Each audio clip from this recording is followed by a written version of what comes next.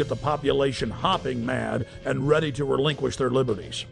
A particularly bloody bombing at the central station of Bologna, Italy, on the morning of August 2, 1980, which killed 85 people and wounded more than 200, caused some Italian officials to break their silence and begin to expose just a small part of this wicked operation.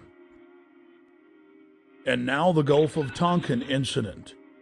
In the summer of 1964, President Lyndon Baines Johnson needed a pretext to commit the American people to the already expanding covert war in Southeast Asia. 3 communist PT boats attacked an American destroyer off the coast of Vietnam yesterday, and today President Johnson's response was hard and tough. To any armed attack upon our forces, we shall reply.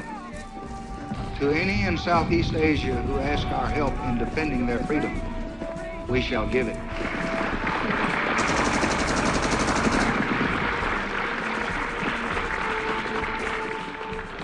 In November of 2001, the LBJ Presidential Library and Museum released tapes of phone conversations with the President and then Defense Secretary Robert McNamara, where they openly discussed plans to use the staged Gulf of Tonkin incident as a pretext to expand the war.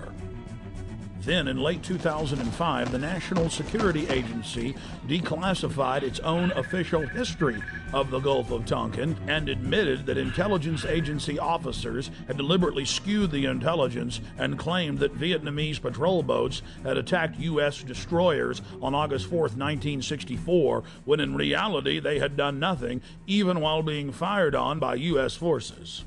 Congress then authorized the Gulf of Tonkin Resolution. The Tonkin Lie paved the way for 58,000 American deaths and over 1.5 million dead Vietnamese.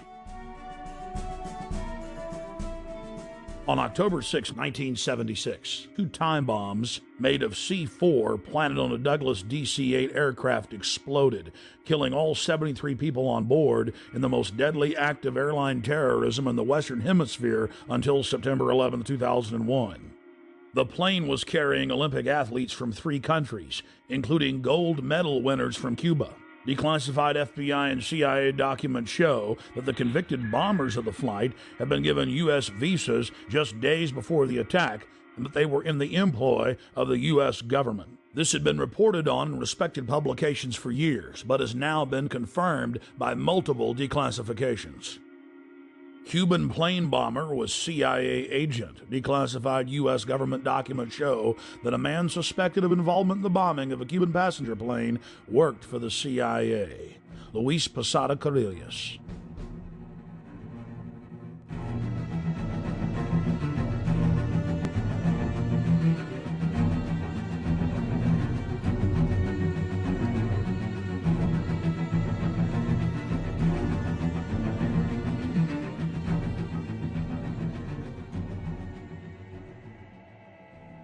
In the early 1960s, the chairman of the Joint Chiefs of Staff, Ella Lemonster, concocted a plan for false flag operations as a pretext to invade Cuba and for war with the Soviet Union.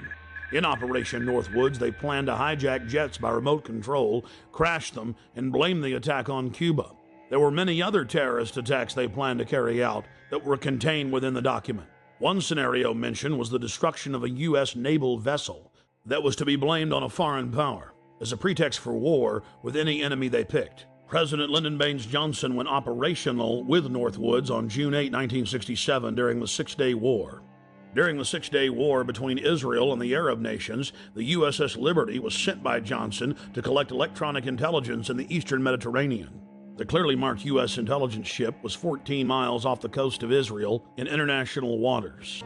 A short time after the air attack had been completed, the 3 torpedo boats approached us from our starboard quarter at high speed and in an apparent torpedo launch attitude. Israeli surveillance aircraft flew low over the ship and clearly identified it as an American vessel. At 2 p.m. that afternoon, the USS Liberty was attacked by 3 Mirage 3 fighter bombers. From the onset of the attack, the fighter bombers were jamming U.S. signals. Not only were they jamming U.S. signals specifically, they were also unmarked, the only unmarked aircraft in Israel's arsenal. fighter bombers strafed the ships with their cannons, dropped conventional munitions and napalm on the ship, repeatedly from stem to stern. After the Mirages had done their work, the ship was hit by medium bomber Dassault missiles carrying napalm and other munitions like white phosphorus. The USS Liberty was then attacked by 3 Israeli torpedo boats bearing Israeli flags. The torpedo gunboats opened fire with high-caliber machine guns and launched torpedoes. A single torpedo struck the ship, blowing a hole in both sides, entering the ship and leaving a 30-foot exit hole when it exploded. Then the torpedo boats began strafing life rafts in the water, an international war crime. While all of this was happening, the oversized American flag flew clearly above the ship. The attack on the Liberty went on for hour after hour after hour. During the entire attack, the USS Liberty continually called the Sixth Fleet that was nearby, begging for air support or rescue. 2 aircraft carriers in the Med responded by launching fighter aircraft. Unbelievably, they were recalled by the White House. Rear Admiral Geist, then commanding the carriers in the Sixth Fleet, called Washington personally to confirm the recall order. Secretary of Defense McNamara came on the line, and then President Johnson himself told Geist, "I want that goddamn ship going to the bottom. No help. Recall the wings." Imagine being Admiral Geist begging the president to allow you to defend an American ship that's under attack and being told by him that he wants the ship going to the bottom. Despite the fact that the U.S. carriers withdrew their help, a Russian spy ship appeared and witnessed part of the attack. After 3 hours into the attack, the Israelis withdrew because there were witnesses, allowing the damaged USS Liberty to limp to safety. 40 years after the attack on the USS Liberty, we know exactly what happened. I've interviewed former chairman of the Joint Chiefs of Staff, Admiral Thomas Moorer. I've interviewed the admirals that were on the line who heard what President Johnson said. I've even talked to the head JAG officer of the Navy who was ordered to falsify the reports and cover up what had really happened. One of the Israeli pilots has gone public as well, saying that 3 times he refused over his radio to headquarters to attack the ship, saying clearly that it was an American ship in international waters and an ally. He was ordered under threat of court-martial to engage the ship. In a nutshell, this is what happened. President Johnson had personal control over the ship, parked it in the Mediterranean, made a backroom deal with Israel to attack it with an order to kill all aboard. Then the attack on the ship was to be blamed on Egypt. The U.S. would enter the war and take over the entire Middle East in the aftermath of the attack on the most highly decorated ship in U.S. history. The captain and his entire crew were told they would spend life in prison or be killed if they told anyone what happened.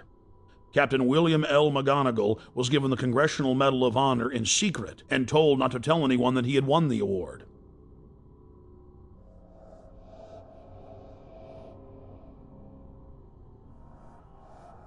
Now that we've looked at a small cross-section of historical examples of government-sponsored terrorism, let's fast forward to the horrific attacks of 7/7 in London.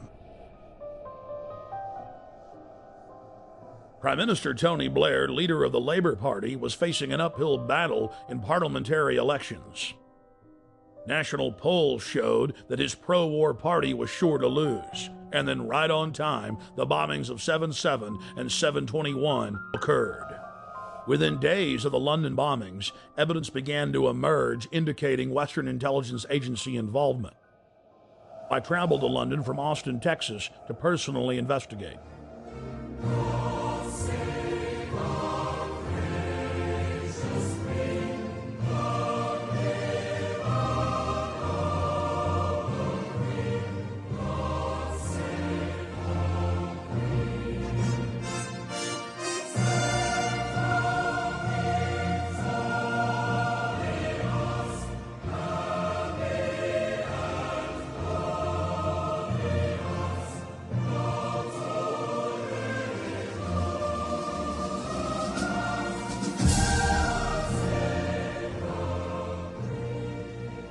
Once I arrived, I was met by Paul Joseph Watson and his brother Steve Watson, who are reporters for my news website, prisonplanet.com.